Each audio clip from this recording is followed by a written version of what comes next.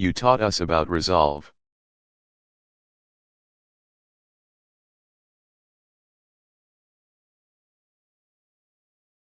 Invasion turned to insurgency and then sectarian strife.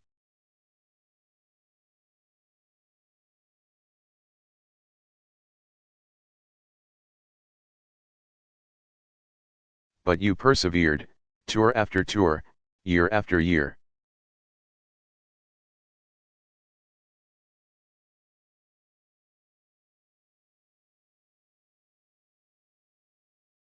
Indeed, we're mindful that even as we gather here,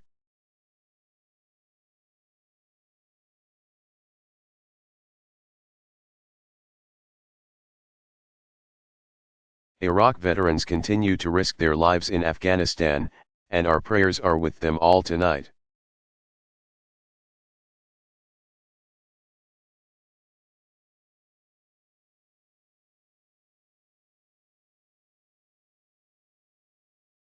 In one of our nation's longest wars,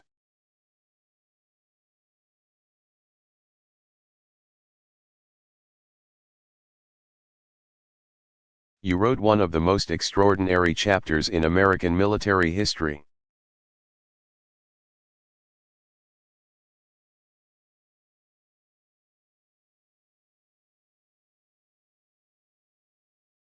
Now the Iraqi people have a chance to forge their own destiny, and every one of you who served there.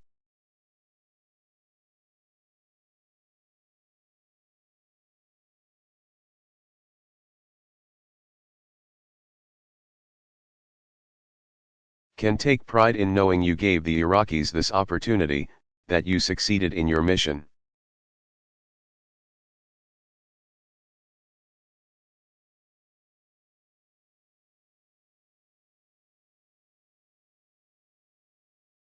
You taught us about devotion to country and to comrades, but most of all, to family.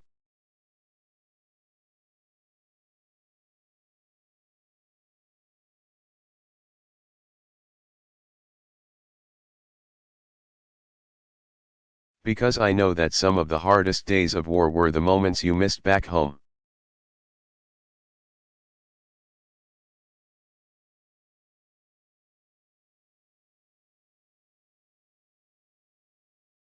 The birthdays, the anniversaries, when your little girl or boy took their first wobbly steps.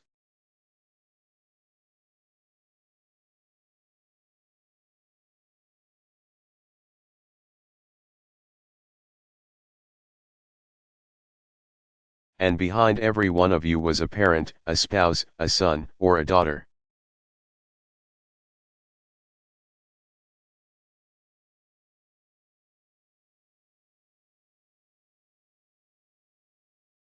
Trying to stay strong and praying for the day that you'd come home safe.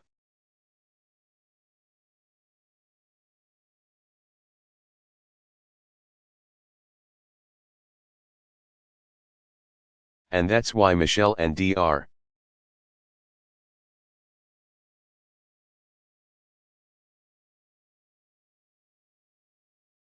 Biden have made it their mission to make sure America takes care of your families.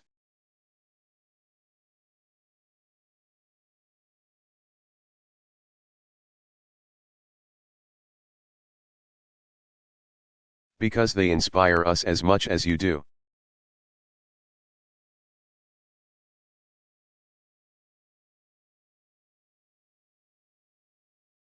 And they deserve that honor as much as you do.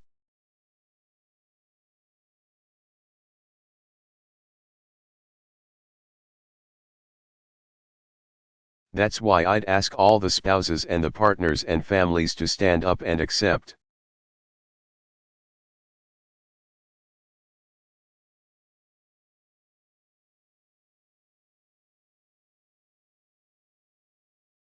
Our gratitude for your remarkable service, especially because you look so good tonight.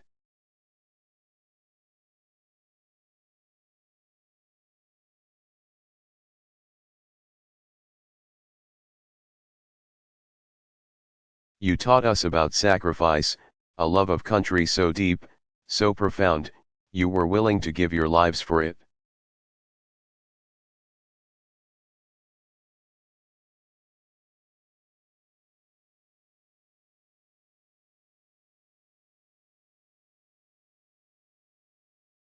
And tonight we pay solemn tribute to all who did.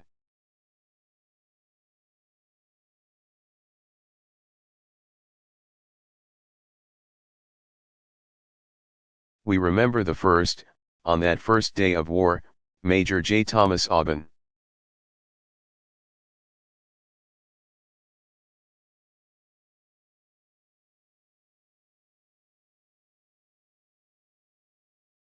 Captain Ryan Anthony Beaupre, Corporal Brian Matthew Kennedy, Staff Sergeant Kendall Damon Watersbay.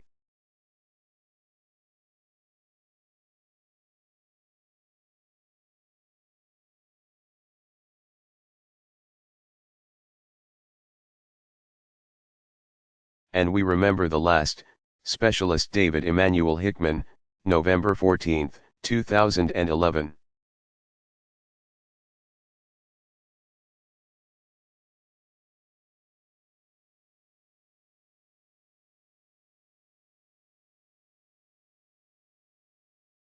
Separated by nearly 9 years, they are bound for all time, among the nearly 4.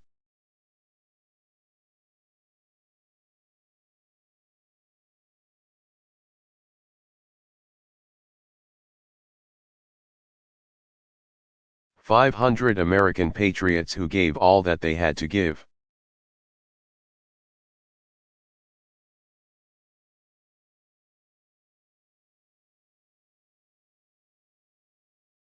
To their families, including the Gold Star families here tonight.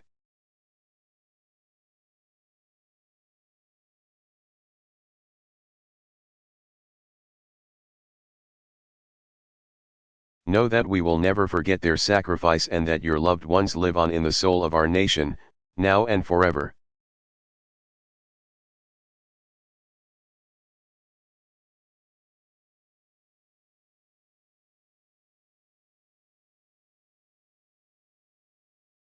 You taught us about strength, the kind that comes from within, the kind that we see in our wounded warriors.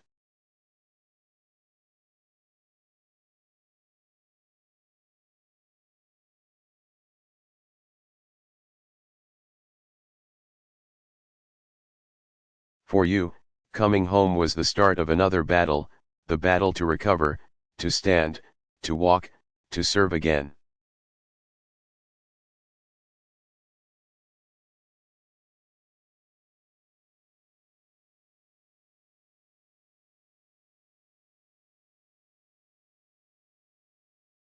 And in your resilience we see the essence of America, because we do not give up. No matter the hardship.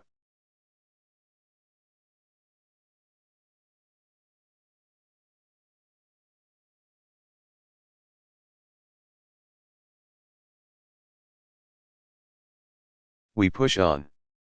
And just as the wounds of war can last a lifetime, so does America's commitment to you and all who serve.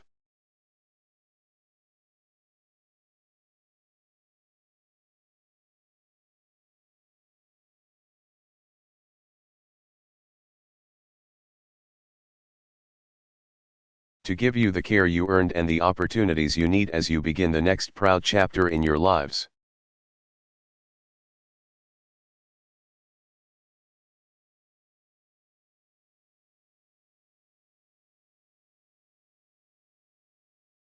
And finally, all of you taught us a lesson about the character of our country.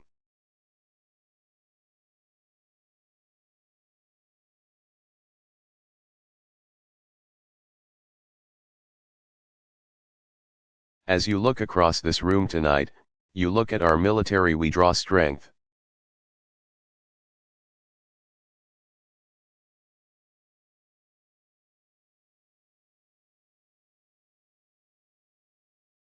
From every part of our American family, every color, every creed.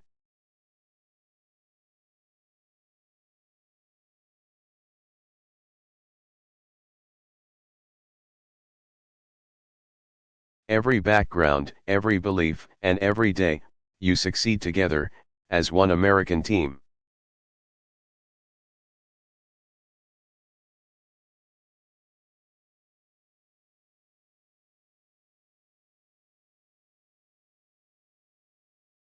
As your Commander-in-Chief, I could not be more proud of you.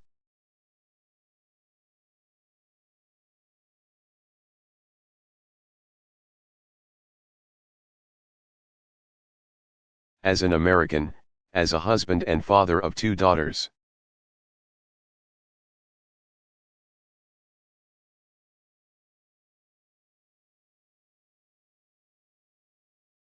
I could not be more grateful for your example of the kind of country we can be, of what we can achieve when we stick together.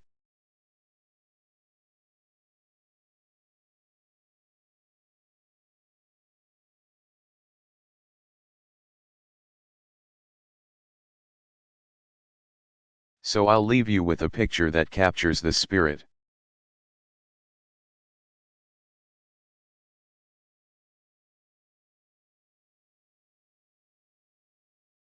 It's from that day in December, when the last convoy rolled out.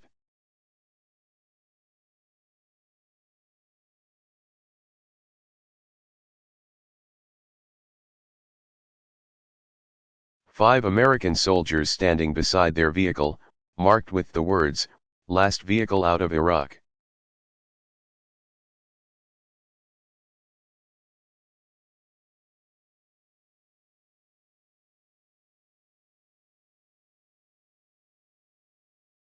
They're young, men and women, shoulder to shoulder, proud, heads held high, finally going home.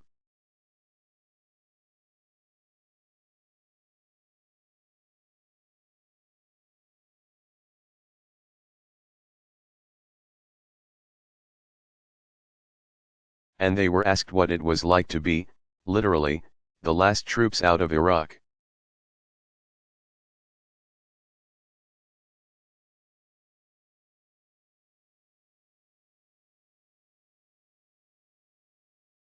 And one of them gave a simple reply: "We completed the mission.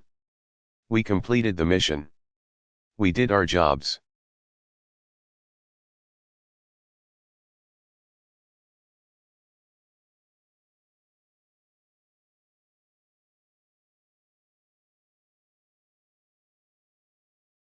So I propose a toast, to the country we love, to the men and women who defend her.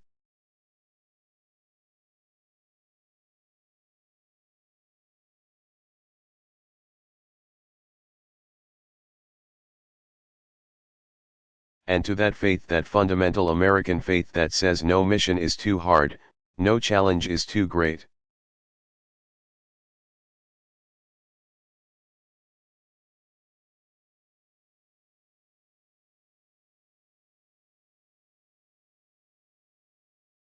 Through tests and through trials, we don't simply endure, we emerge stronger than before.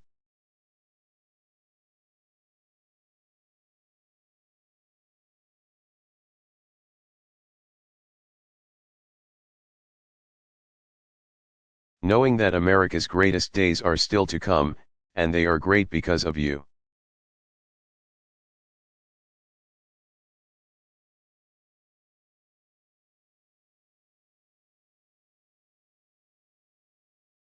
Cheers.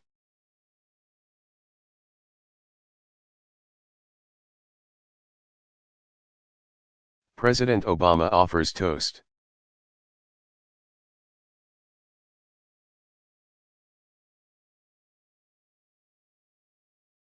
God bless you and your families, and may God continue to bless those in uniform and the United States of America.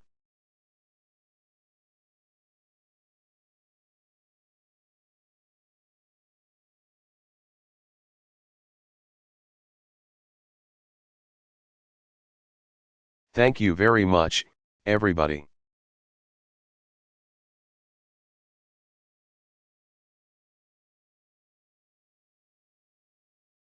May dinner be served.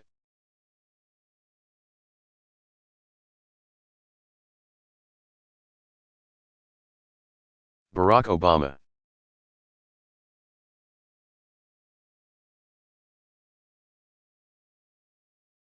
Address to the nation on the end of Operation Iraqi Freedom.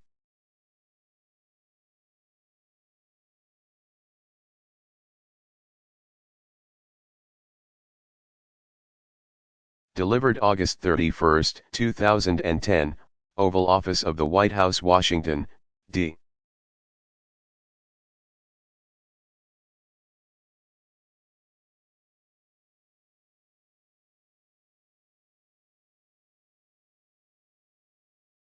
C.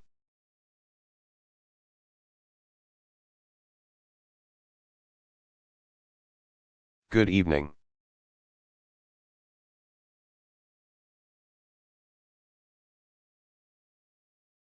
Tonight, I'd like to talk to you about the end of our combat mission in Iraq.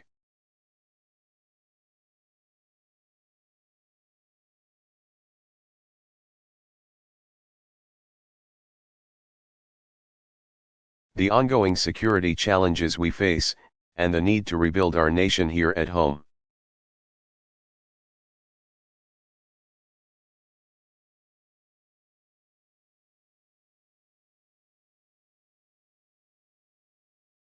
I know this historic moment comes at a time of great uncertainty for many Americans.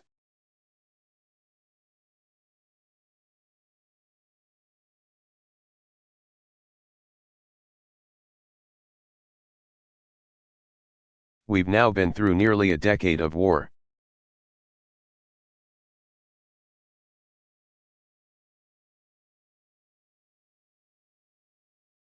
We've endured a long and painful recession.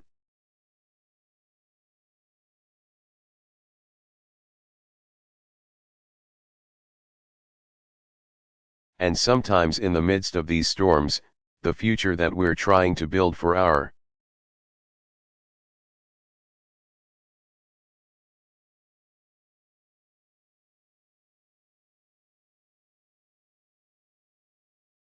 nation, a future of lasting peace and long-term prosperity, may seem beyond our reach.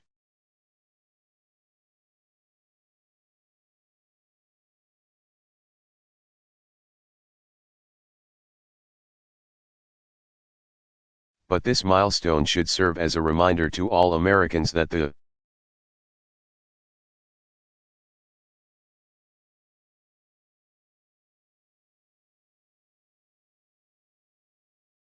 future is ours to shape if we move forward with confidence and commitment.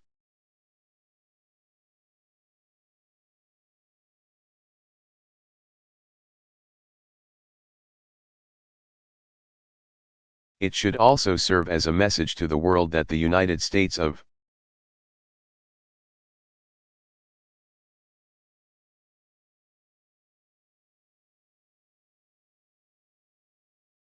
America intends to sustain and strengthen our leadership in this young century.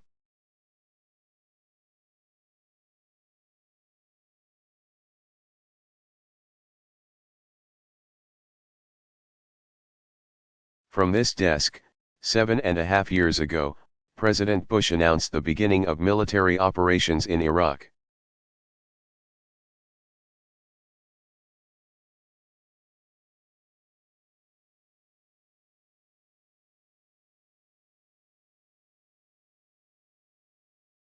Much has changed since that night. A war to disarm a state became a fight against an insurgency.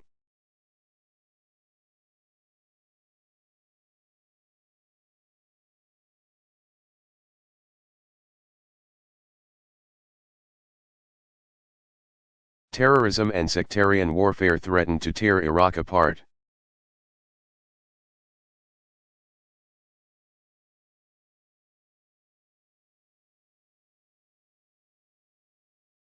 Thousands of Americans gave their lives.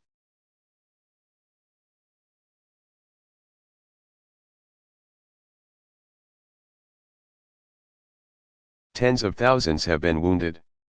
Our relations abroad were strained. Our unity at home was tested.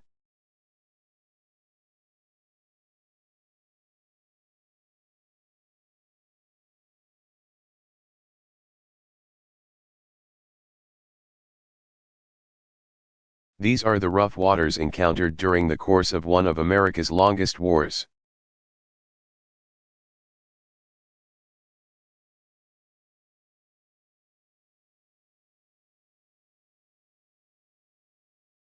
Yet there has been one constant amidst these shifting tides.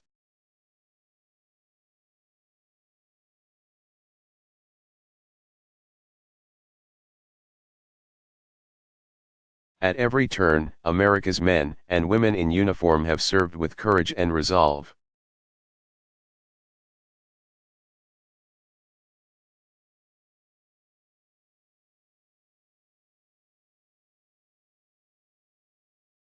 As Commander-in-Chief, I am incredibly proud of their service.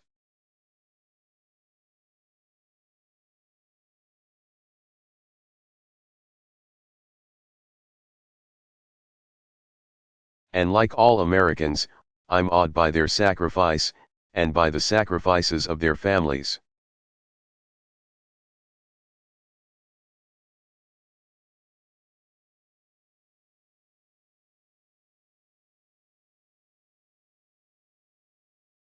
The Americans who have served in Iraq completed every mission they were given.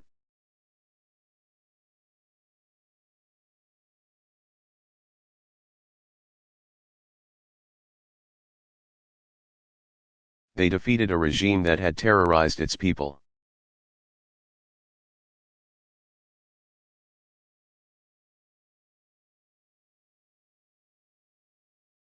Together with Iraqis and coalition partners who made huge sacrifices of their own.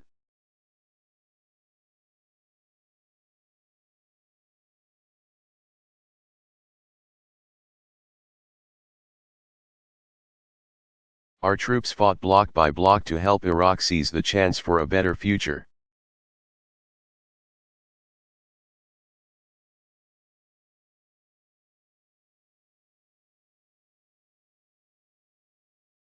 They shifted tactics to protect the Iraqi people, trained Iraqi security forces, and took out terrorist leaders.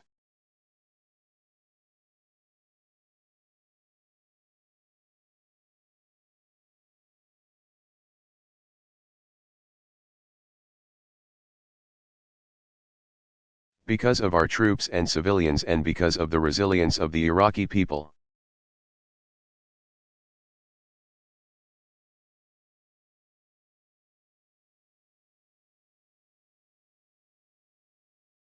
Iraq has the opportunity to embrace a new destiny, even though many challenges remain.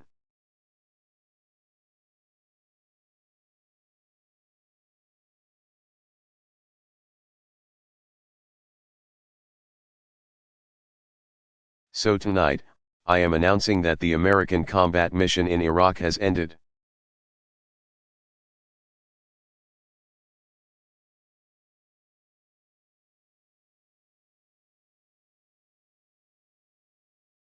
Operation Iraqi Freedom is over.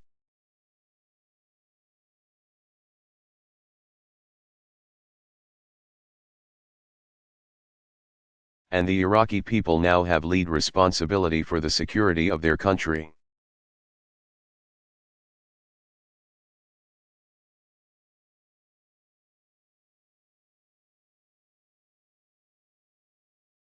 This was my pledge to the American people as a candidate for this office.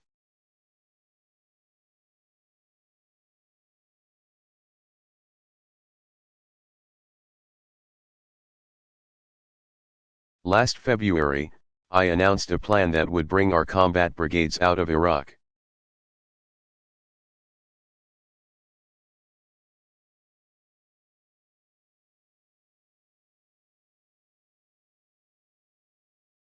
While redoubling our efforts to strengthen Iraq's security forces and support its government and people.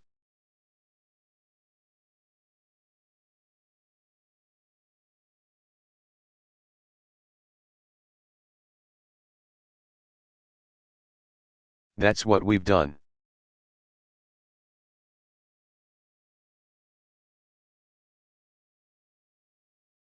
We've removed nearly 100,000 US troops from Iraq. We've closed or transferred to the Iraqis hundreds of bases.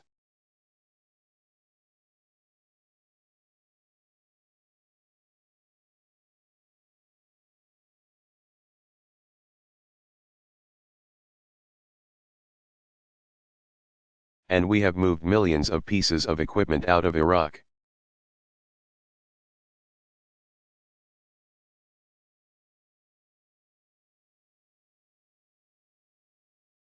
This completes a transition to Iraqi responsibility for their own security.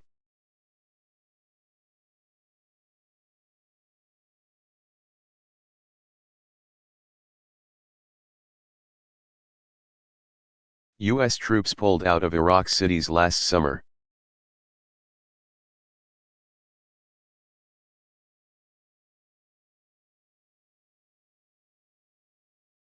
And Iraqi forces have moved into the lead with considerable skill and commitment to their fellow citizens.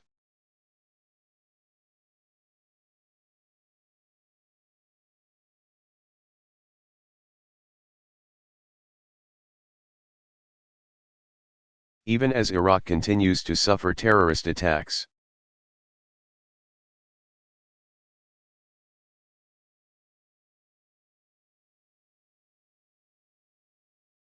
Security incidents have been near the lowest on record since the war began.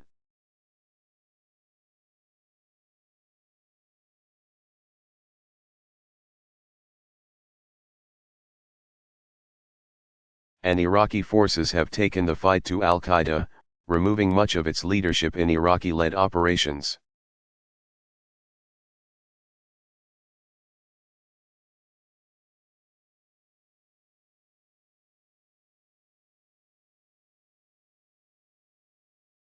This year also saw Iraq hold credible elections that drew a strong turnout.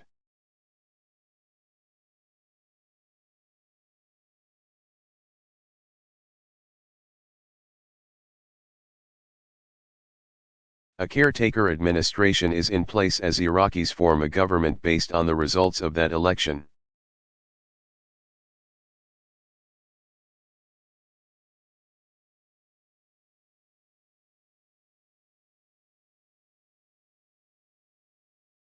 Tonight, I encourage Iraq's leaders to move forward with a sense of urgency to form an inclusive government that is just.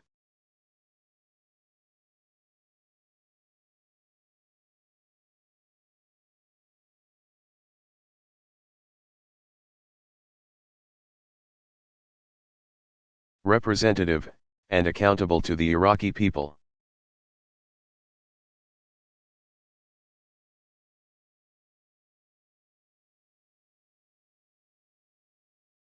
And when that government is in place, there should be no doubt.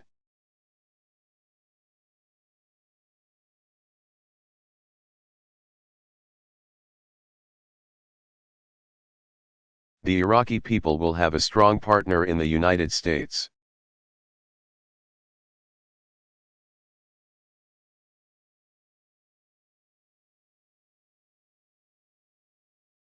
Our combat mission is ending, but our commitment to Iraq's future is not.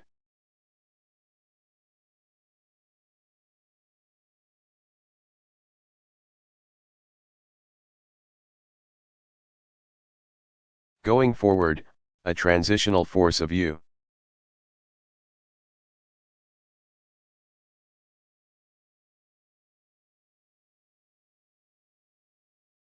S. troops will remain in Iraq with a different mission, advising and assisting Iraq's security forces.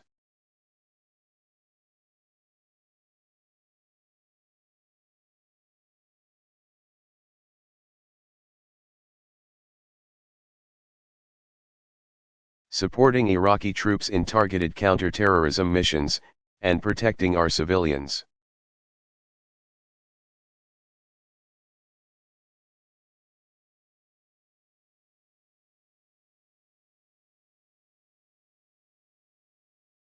Consistent with our agreement with the Iraqi government, all U.S. troops will leave by the end of next year.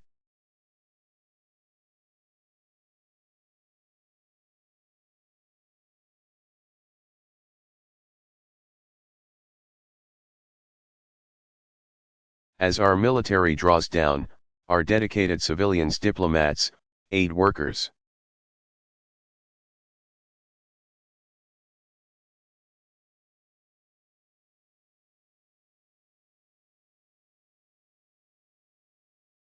and advisors are moving into the lead to support Iraq as it strengthens its government, resolves political disputes,